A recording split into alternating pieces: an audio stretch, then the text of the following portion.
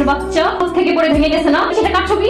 বড় ম্যাডামের পোলার ছবি। তার মানে জেনে শুনে ইচ্ছা করে ভাঙছি? ইচ্ছা করে ভাঙতে যাবো কেন ম্যাডাম? কারণ তোর হিংসা লাগে, একটা চাকর, আর সে এই পুরো চৌধুরী বাড়ির সব সম্পত্তির মালিক। এত অহংকার করা ভালো না ম্যাডাম। আমি অহংকার করবো না তো তুই অহংকার করবি? কেমন আছো মা? কি ভালো আছি। আমি জানি পোলা তোমার লাগে অনেক বড় অন্যায় করছে। আমি মুরব্বী হইয়া তোমার কাছে ক্ষমা চাইতেছি, তুমি ক্ষমা করে দাও। মুরব্বী মানুষ, তাই আমি আপনার কথা রাখলাম। নেক্সট টাইম যেন এরকম আর না হয়। কোনো টাইমেই হইব না। ঠিক আছে। মিনা, চৌধুরী বাড়িতে রোজা নামে আর কোনো মেয়ে আছে নাকি রে? রোজা নামে একটাই, তাও আপনার। ফুপু, আমি কি সত্যি ওই লোকের মেয়ে? হ্যাঁ রে মা, তাহলে তুমি এই কথা আমাকে আগে কেন বলনি?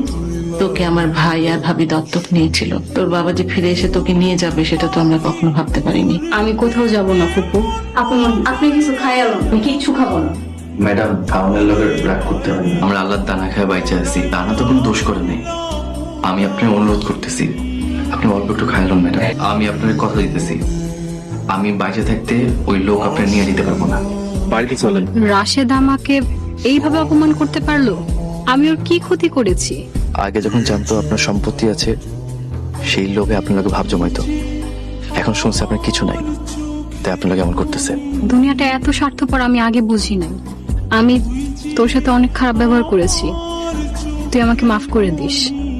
মাফ চাইতে হইলে আল্লাহর কাছে মাফ চান, তিনি পরম দয়ালু। আর বড় ম্যাডাম আপনার জন্য অপেক্ষা করছে। চলুন বাড়ি চলুন। কি ব্যাপার সবিন মিয়া, উকিল সাহেবকে কেন এনেছে? এতে ম্যাডাম, উকিল সাহেব লগে থাকলে সম্পত্তির ভাগ বাটোয়ারা করতে সহজ হইবে। সম্পত্তির ভাগ মানে? মানে আমি আমার মাইয়ার সম্পত্তির ভাগ চাই। কি বলছেন আপনি এসব?